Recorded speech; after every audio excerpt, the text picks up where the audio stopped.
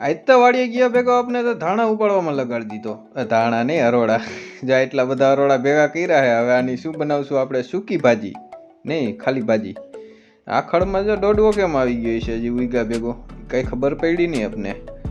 પછી તો આપણે ધાણાના પતાવીને ઘઉંમાંય ઉપાડવા માંડ્યા. જો અરોડા આવી રીતે ઉપાડવાના છે, કંઈ આવી જઈજો ઉપાડવા. પછી તો આપણે ભીખી લાગી ગઈ. 12:30 વાગે તો આપણે મીંડા ખાવા નહીં, પેલા પથારી કરવી જોઈએ હરખી, કારણ કે આપણે મેળા ઉડાડી દીધું હતું કાલે. અને શાક સારું નતું એટલે એનો વિડીયો નહીં દેખાડું હું.